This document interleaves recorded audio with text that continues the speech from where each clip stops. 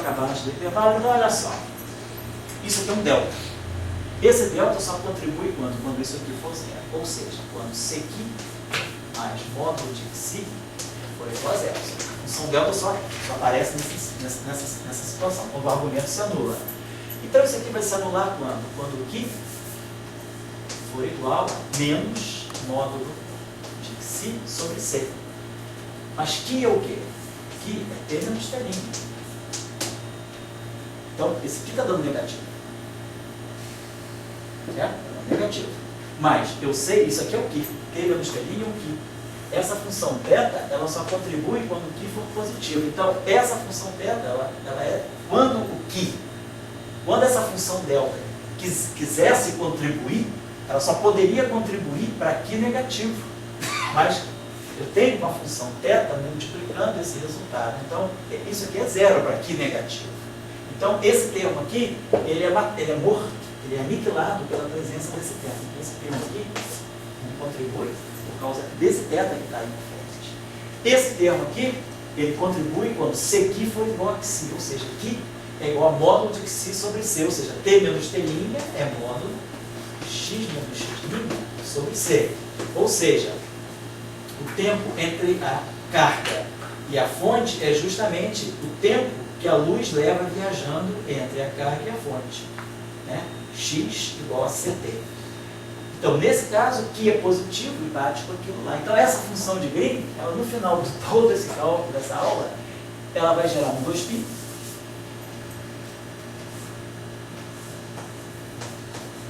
Ela vai gerar um θ de T menos T'.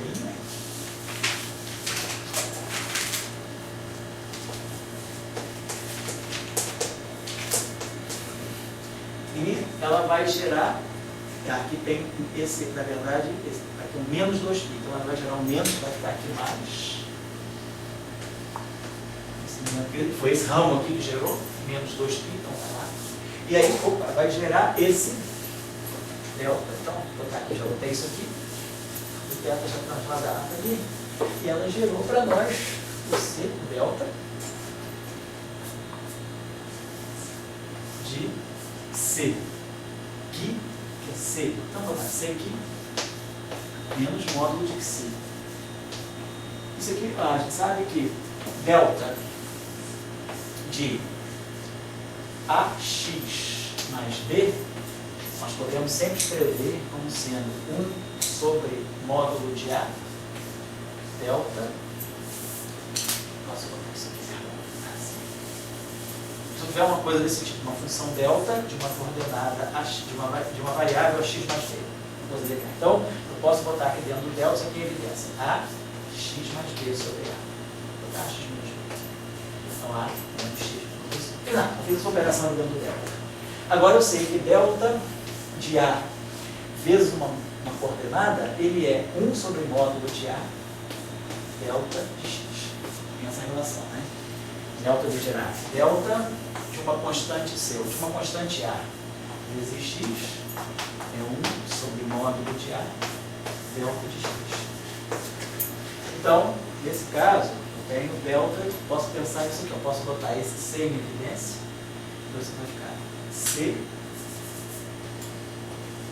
multiplica aqui, menos módulos físicos, aqui dentro do delta. E agora eu uso essa propriedade. Delta de C vezes alguma coisa é 1 sobre C.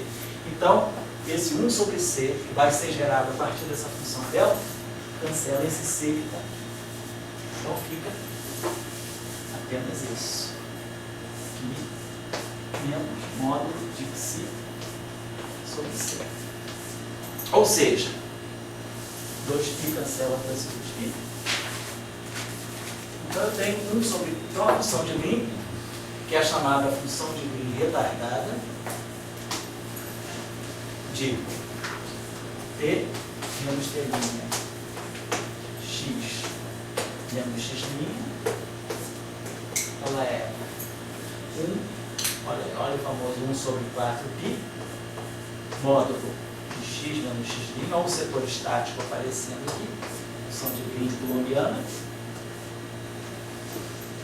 θ, para indicar que ela só contribui para T maior do que T', realmente ela é um efeito retardado, a carga está em T', e eu sinto o campo em T, quer dizer, há um retardamento, não mental, mas temporal, tá? E aqui o delta de que é T menos T', menos o módulo x menos x'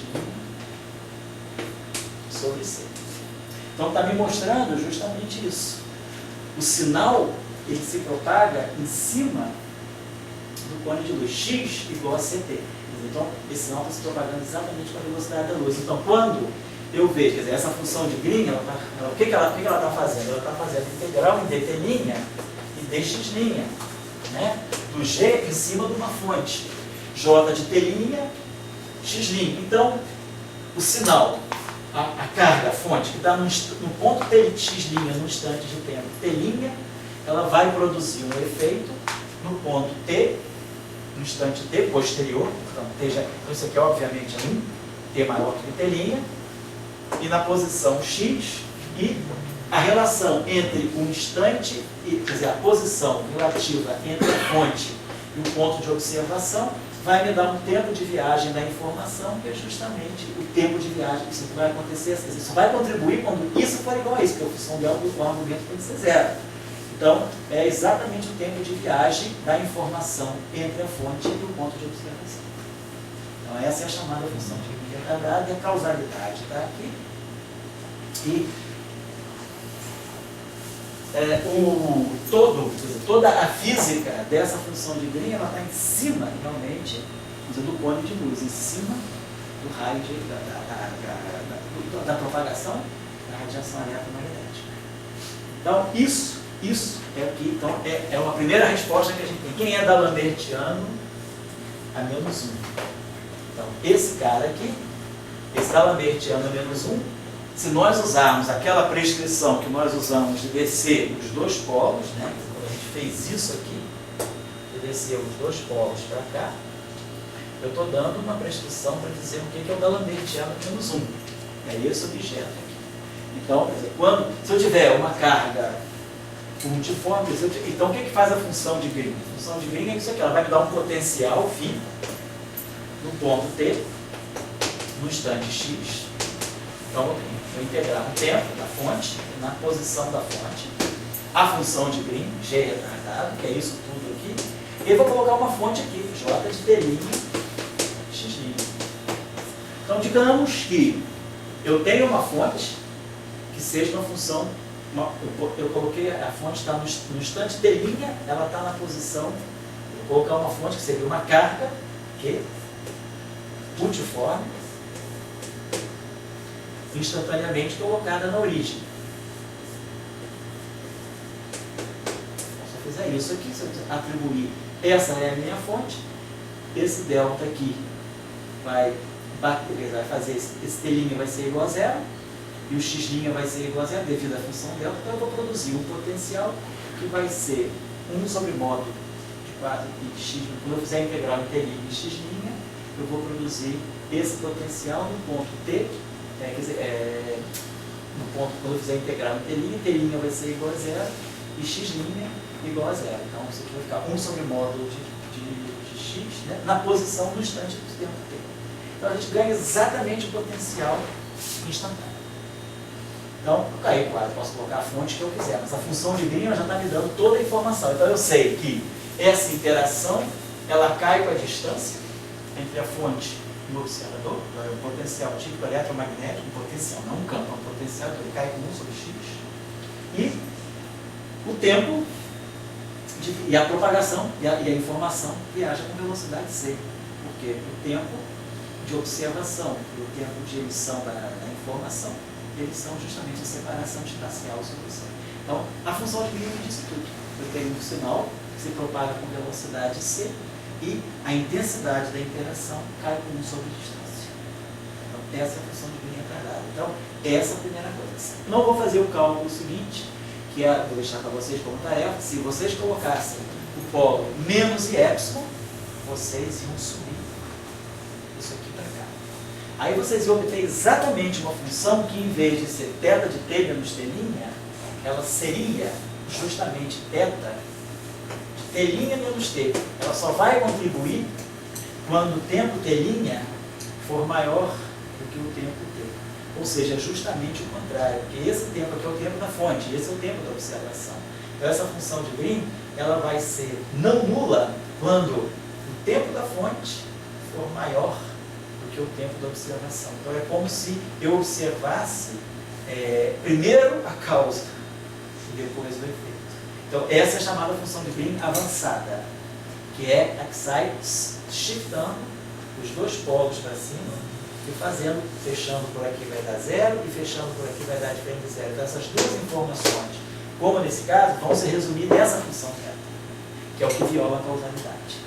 Ela está dizendo que o tempo da fonte é maior do que o tempo de observação. Então eu estou observando primeiro, né, para depois, então esse tempo é bem menor. Primeiro eu observo, depois eu boto a cara.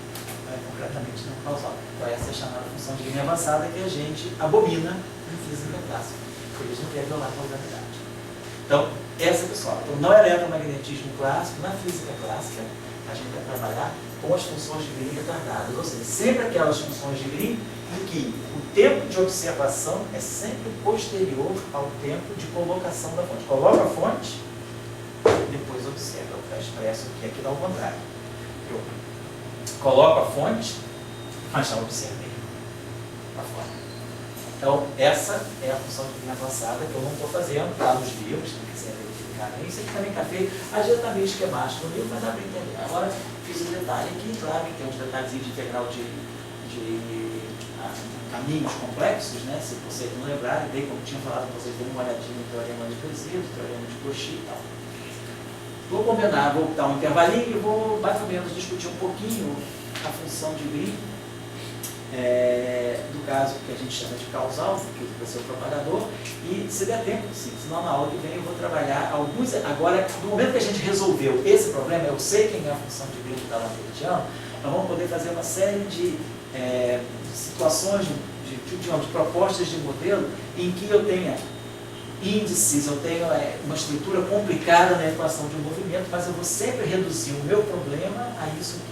Não importa qual seja a estrutura tensorial da equação de campo, se eu souber resolver o problema do D'Alembertiano, todos os problemas eu vou reduzir ao problema do D'Alembertiano. Todas as demais funções de Green, elas vão ser manipulações do D'Alembertiano. Está tudo aqui.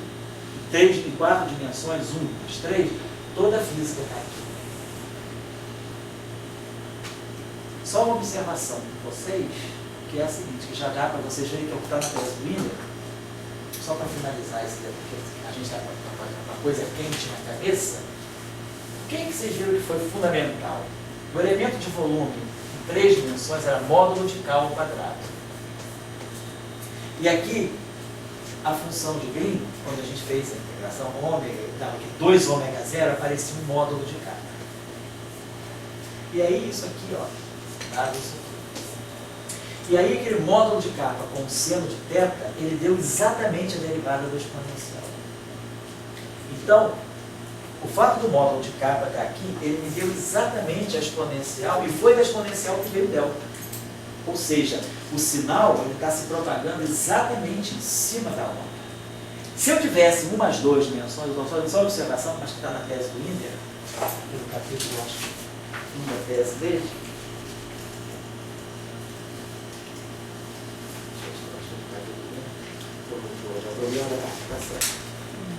está no capítulo. Isso é basicamente a equação 1.8. Seguinte, se nós olharmos o problema em 1 mais 2 dimensões, 1 mais 2, tudo igual. A função o D'Alembertiano é o mesmo, é 1 sobre ômega 2 menos K2 C2. A diferença entre 2 e 3 dimensões vai estar na integração. Vai estar nos modos Fourier mesmo, mas a diferença vai estar aqui. Eu vou integrar em ômega, vou fazer a mesma coisa no plano completo. Quando eu pegar a integral em K, o elemento, eu estou no plano agora, então eu não estou mais integrando em D3K, eu estou integrando em D2K. Então o meu problema agora não é mais um problema de coordenadas esféricas, é um problema de coordenadas polares. E o elemento D2K, ele é módulo de K, DK, não tem seno de θ, né? Dφ. Então, e aí eu tenho o meu psi está aqui, dizer assim, o meu psi está aqui, e eu vou definir as coordenadas polares, né? Porque eu posso definir posso botar o meu psi ao longo do eixo do x, né? Dizer isso aqui, vou botar o psi está aqui, ao longo do eixo do x, eu vou definir as coordenadas polares e cá, que tem um ângulo θ. Então, quando aparecer a onda plana, ela vai aparecer aí k psi, então vai ficar i módulo de k, módulo de psi, cosseno de θ, que é o ângulo polar, que varia de 0 a 2π. Não tem mais um ângulo azimutal, aquele que vai de 0 a π, que lá a gente chama de θ. Aqui a gente chama, na verdade, de φ, coordenadas polares. É o ângulo φ que vai de 0 a 2π. E o elemento de linha, ele tem esse k, mas aqui eu tenho 2k. Então, os k se cancelam. Eu fico com isso aqui, para integrar em φ, de 0 a 2π. E aí, cara, essa integral aqui, ela não dá a função delta do diário. Isso aí não é representação, porque tem esse cosseno. Né? Naquele caso, a gente conseguiu, tinha um dθ direitinho, tinha uma integral exata que eu fazia entre 0 e π, o θ desaparecia no expoente, ficava exatamente a onda plana que me dava a função delta no final do dia. Em 2 dimensões, o problema fica muito mais complicado, porque esse ângulo não desaparece, essa integral na verdade é uma função de Bess. Então, nós temos um problema de que a função de Green, ela vai poder contribuir, ela não vai dar uma função delta. Então, você pode ter contribuído, a propagação da onda pode se dar, quando o sinal é emitido, nem todas as ondinhas que vão da fonte até o observador se propagam com a velocidade da luz. Algumas ondinhas se propagam com a velocidade menor do que a da luz. Vamos ver isso na tese do Green. Então, tem um problema de que o sinal vai, mas tem umas ondinhas que vão mais devagar, tem uma espécie de uma reverberação. A onda eletromagnética, uma parte da onda eletromagnética vai, mas a outra parte ainda vai mais devagar. Então, a fonte ainda fica, as ondinhas que saem da fonte ainda ficam em torno da fonte por um tempo maior. Ela não vai um pulso, aqui é um pulso. Ela sai da fonte. A fonte fica reverberando por causa disso. O problema todo é que o D'Alembertiano é que a maldição está aqui, ó. Ele me deixou o módulo de K no denominador. E aí o elemento tinha um módulo de K. Então é isso que me gerou todo o problema. Então, para evitar o que poderia acontecer, né, se eu tivesse uma coisa desse tipo aqui, para não ter esse problema, o que o Wimber mostra lá na tese dele é que o que daria a função delta direitinho, sem reverberação, seria o D'Alembertiano elevado ao meio. Então, em 3 dimensões, a relação de dispersão não deveria ser ômega 2 menos K2 C2, mais ômega menos K5. Então, isso aqui resolveria o problema da dispersão em 3 dimensões. A situação aí é bem mais delicada em 3 dimensões. Então, o que é realmente o D'Alembertiano? O que daria o D'Alembertiano compatível com o cone de luz seria o D'Alembertiano dele. Então, a interação eletromagnética em 3 dimensões ela é completamente diferente da interação eletromagnética em 4 dimensões. Em 3 é 1 mais 2, 2 dimensões planares, 3 dimensões espaciais. Tem um caráter muito diferente. Então, essa discussão está feita na tese dele, eu não vou aprofundar muito aqui, porque está bem explicado, ele explicou muito bem isso na tese dele, e aí eu deixo para vocês só o desafio de tentarem compreender essa questão. Essa questão também tem um aspecto matemático muito bem elaborado no livro do Han Hilbert, que eu vou deixar a sugestão para vocês aqui, tá bom? Que horas tem, por favor, Flávio? Agora, como está? 7h25. Então, acabar. Eu tô com a tese do Sherman aqui. É na tese do Wimber. Tese do Wimber. Aquela outra tese do doutorado, tá? Que eu tinha passado para vocês no PDF também. Então, já vou finalizando por aqui, porque eu acho que agora o que a gente vai começar, basicamente, eu vou só dar uma preparação, porque a gente vai fazer na próxima aula, o início. Então, na próxima aula, se Deus quiser, a gente já começa espaço de micróbios também, mas antes eu vou fazer umas abordagens, né, para discutir umas questões ligadas. Eu não vou deixar para a próxima aula também. Então, a questão da função de Green que eu chamei de causal, aquela do polo que um sobe e outro desce, né? Então, nós vamos estudar na próxima aula. Se alguém puder copiar a nossa agendinha da próxima aula, nós vamos começar fazendo isso aqui, aquele ômega 2 menos ômega 0 ao quadrado, né? Sofrendo aquele shift que vai ser ômega 2 menos ômega 0 ao quadrado, mais y. Então, o polo da direita desce, o polo da esquerda sobe. Vamos estudar essa função de Então, essa função de ela vai ter uma contribuição aqui embaixo e aqui em cima. Que uma hora o polo, lá eu tinha ou os dois polos estão embaixo ou os dois polos estão em cima. Então, se os dois polos estão embaixo, a parte de cima dá zero. Se os dois polos estão em cima, a parte de baixo dá zero. Aqui não. Um polo está em cima e outro embaixo. Então, todas as duas partes vão contribuir.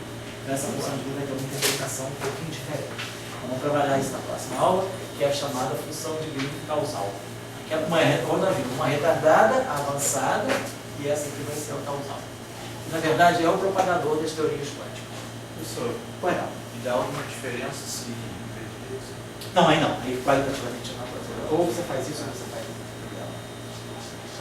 Beleza. Então, isso aqui. A outro ponto que a gente vai fazer, que a gente vai começar a fazer agora para nesse restinho de aula, é trabalhar funções de Green com caráter, quer dizer, com índice. Por exemplo, se eu tiver uma função de Green com caráter, se quando eu tivesse uma equação desse tipo, 1 sobre C2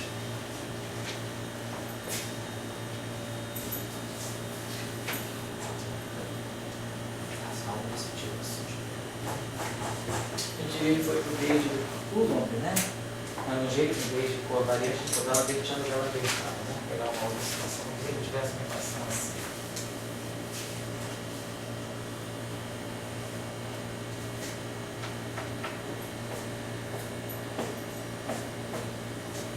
Vou deixar já armadinho para a gente fazer na próxima aula. Se quando eu tivesse um campo, como eu tinha deixado um exercício com dois campos escalares, não foi, Dário? Eu tinha deixado. Não sei o que eu falei. Você tinha deixado, deixa eu explicar a licença.